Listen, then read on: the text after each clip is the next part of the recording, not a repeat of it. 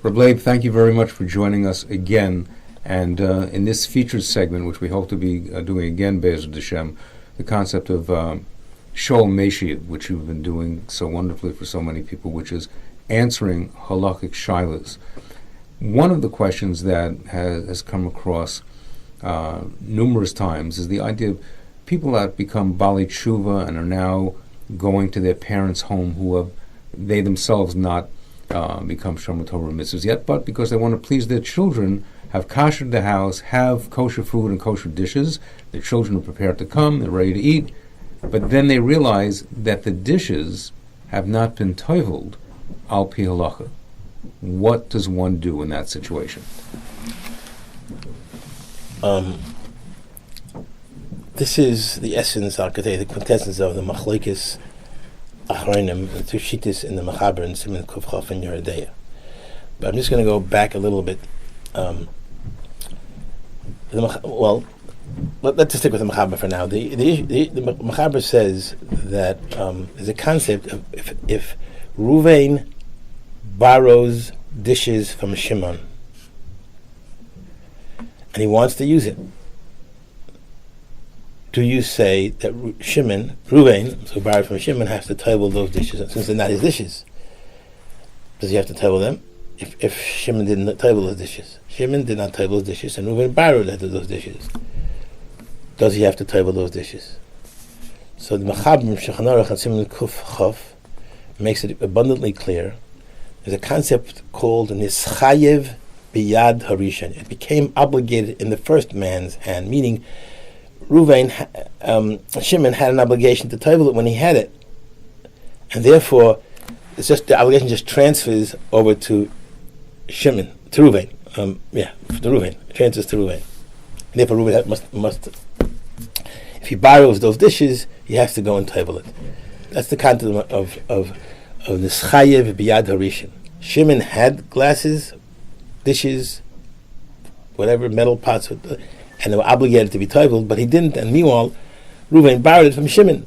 So, because it was Neschayev, it was obligated already in the hands of Shimon to table them, then Ruvain has to go and table them. He cannot use them before he tables them.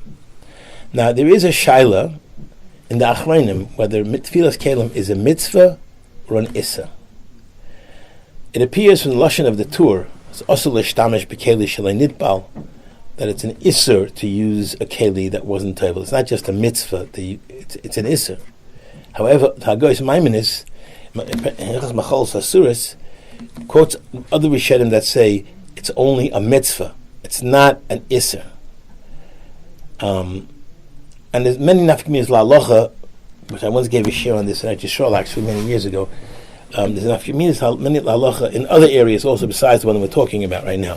A mitzvah meaning that it's a positive commandment to go and table your dishes that one has with not tabled. If one buys dishes from the store, why is he obligated to table? Because it's an isser to use dishes that weren't tabled, or because it's a mitzvah to table dishes, right?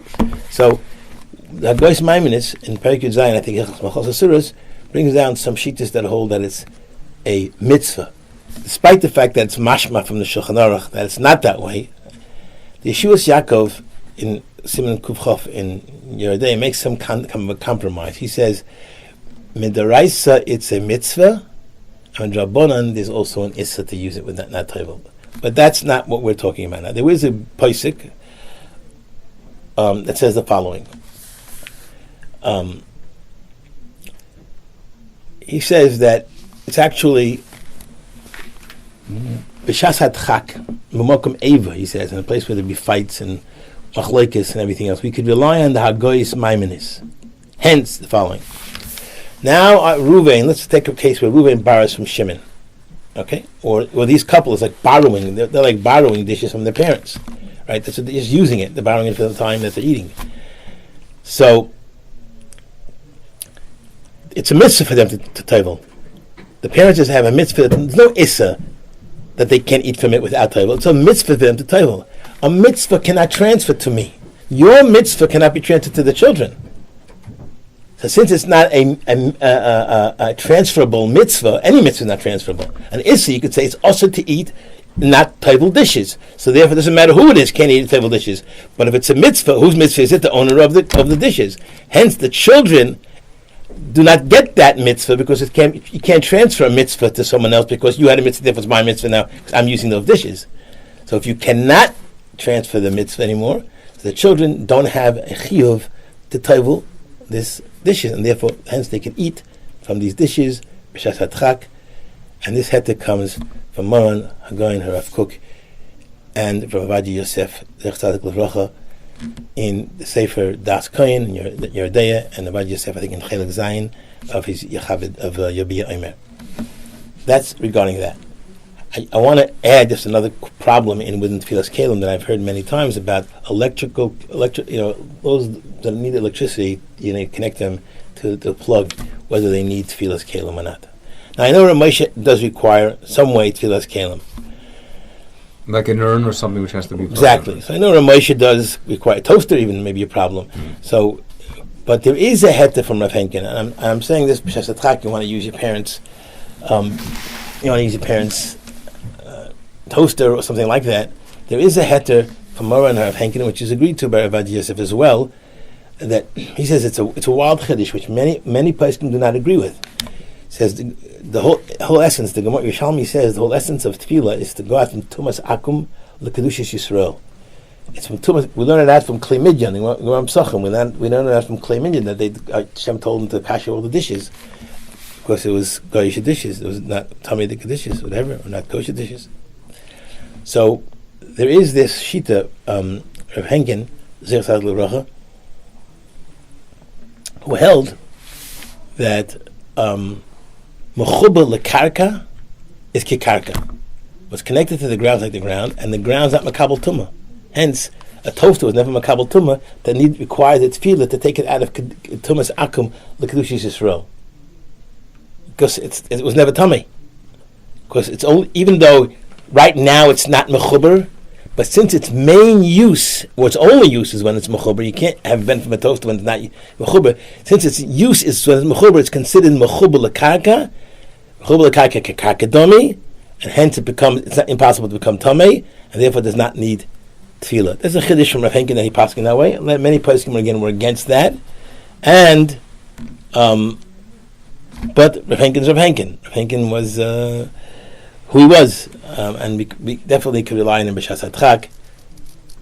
So I just wanted to share that. Yes. Along the lines of chilul b'shtia, of eating and drinking, we know that somebody who is a mechal Shabbos, that if a person is not keeping Shabbos, then it would be usur, prohibited to drink wine from that person. It would not be considered kosher wine. What about in the instance where somebody is a suffix chil Shabbos? What about the permissibility or non-permissibility of drinking wine that person had or touched? Interesting you bring that up. There is a suffix in the Minchas Chinuch. The Gemara in Ksubas Pei Beis, I think it's Pei Beis. The Gemara in Ksubas says that you koifen al mitzvahs essay, that there's a din kfiyah, there's a din you force a man to go and perform mitzvahs essay. You're allowed to force him. If he refuses to do it, you're allowed to force him to put on tefillin, push him, cajole him, twist his arm, not God forbid use any kind of equipment, but to force him to do the mitzvahs essay. Bezin could be koif for the mitzvahs essay. So the Minchas Chinuch has a suffix by suffix doraisa l'chumra. Is there a din kfiyah or not? Because we paskin. That's just a suffix you put on tefillin today. Suffix. I remember I did put on tefillin. So what's normally the halacha? Suffix doraisa. The chumra. And he should put the tefillin on again, right? So. Okay, let's say you should put it on, but you don't want to put it on. Is there a din of kaifin on that case where you have a suffix? That's Minchas Chinuch suffix. What is it based on? I'll tell you what I think it's based on. Shimon Shkop says this svara, but I first heard this from someone else, that Rav Moshe said this svara. Taisa says in Saita, the second parak, Taisa says, if someone ate suffix chaylev, suffix shuman, it's kosher meat or not kosher meat? And let's say he found out right afterwards that it was kosher meat. He shouldn't have eaten it, right? Because suffix deraisa, and hence he shouldn't have eaten it, right? But he ate it. So now Tosha says, then you found out that it was kosher. You thought, Baruch Hashem, it was kosher. So you say, no, I did an avera of Safek Derais L'Chumra, and now I have. He says you need a kapara because you didn't do what the Torah tells you. The Torah told you Safek Derais L'Chumra, you should not have eaten it, even though we found later on that. Why? Because Safek kosher meat and not kosher meat is not, and it's not L'Chumra, meaning it's an isser of meat. It's a new din that you violate called Safek Derais L'Chumra. It's a new din. It's not okay. With that in mind, you can't have kfiyah if it's not a mitzvah essay of tefillin. If it's a new mitzvah, you don't force somebody for the mitzvahs of Safek Derais L'Chumra or the hanhoga of Safek Derais L'Chumra. Only force them for the mitzvah of tefillin. You don't force them for a new concept called a new concept of Safek, which Safek Derais L'Chumra is not chilul Shabbos. It's chilul of the issa of halacha of Safek Derais L'Chumra, and therefore his wine is still kosher. Oh. You hear the lumdis? Yeah. It's a very profound lumdis that Rabbi Moshe and Rabbi Shimon Shkop in Shar Zayin, I think, says it, and Rabbi Gusman brings it down in Sefer Kedushin. Actually, in Kedush Yurim, Rabbi Gusman brings this lumdis down. So I heard this from Rabbi David Lipschitz. Also, Tzedakah Rav once told me the shtickle Torah, and I was whatever. It's very profound and it has meaning. So then, hence, a Safek Derais L'Chumra parents or somebody's over Safek Derais L'Chumra of Shchil Shabbos, according to Rabbi Moshe and according to Rabbi Shimon Shkop, there's no problem in drinking the wine because his wine, he wasn't over Issa Shabbos. He was over a din of Safek Derais L'Chumra, which is a din independent of anything. It's just a din. There's something that happened. I was supposed to act like L'Chumra, and I didn't. Period. That's all. That's what was violated. Nothing more. All right.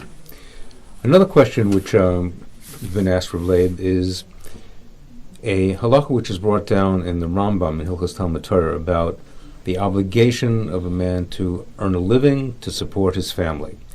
And that is a requirement upon each and every person, and to engage in parnasa. The question that arises from that is when that person is on that track of engaging in parnasa, does he now have the right, the ability, the leeway to then say, as long as he's pursuing parnasa, he might as well pursue a course toward wealth, since he's already the gold. Right. Go for the gold. So, is there any reason to think that perhaps maybe that might, let's say, it does inhibit his ability to be further involved in learning? It might mitigate his ability to spend more time in learning. But since he's already earning parnasa, why not just take it another step further? And perhaps that doesn't mitigate against his learning. Okay, parents, I think that's a wonderful question. It's a spectacular question.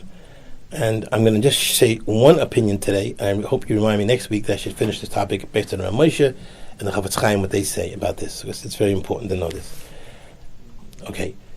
This is how Meltzer says in Hilchos Malachim, in Ibn Ozel, he writes, it says that a melech cannot have too much ashiras and too much liyarbal susim. He shouldn't have too much things, material things, because it's meisir lavova. It'll detract him from his avodas hakodesh that the melech has to do.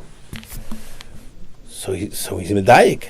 He makes a very specific diuk. Ibn Ozel that only a melech has that issa to have more than he needs, but everybody else is allowed to work as much as he wants. Now he says something very profound. He adds on that bittul Torah,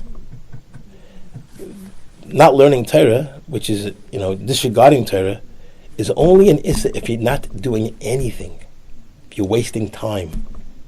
But if you're constructively involved in something, that's not bittul Torah. Meaning that if you go to bars and parties and you just drink and eat and have fun and read the paper when you go home, just throw everything down, you read the New York Post and the other things and whatever you spend time doing, and they can call for your friends and not lashon hara, yeah lashon hara, whatever you're talking on the phone, who knows? But if that's your day, then you have a problem. Then pursuing wealth, on those phone calls, whatever it may be, and reading the paper for wealth, that may be a phone call. That may be a problem. But if somebody is oisik in earning a panos, I'm sorry, that if he's oisik in shtus, that's batala. But if the person is not oisik in shtus, he's not making he's making phone calls for business. He's making phone calls because he wants to have more wealth. That is not bittul Torah, as Zal Meltzer says. That's just chiddush. So there is a psak from Rabbi Moshe about big tshuva from Moshe about this. There's also Rabbi Yaakov Emdin, and we're going to discuss it, Mr. Shem, further. I hope that you remind me next week to discuss this. I think it's an important topic, right? I mean, people. I know that I have I'm torn sometimes when I'm sitting there and schmoozing with someone about what's going on in Lakewood, what's happening here. So those words I'm uttering, are they still Torah? Maybe I should be talking about Torah. Maybe why am I talking about those words? I get kind of neurotic a little bit about that. But thank you very much. Thank you, and we hope to continue on that. And I guess another subject would be just the pursuit of wealth in and of itself, aside from whether or not it's Bittul Torah or not, is another question which is addressed, and I'm sure we're going to be talking about that as well on Shoel and Meishiv. And I want to thank Rabbi Leib Tropper, and this year and this segment has been dedicated Leil Nishmas to Sarah Belka Bas Ruvain, the mother of a good friend of ours, Yaakov Searle. And Mrs. Searle was just nifter this morning, and we hope that this will be a skuz for her, as we hope continuing Sherm will be a skuz for all those engaged in the study and support of Torah. Thank you very much, Rabbi Leib Tropper.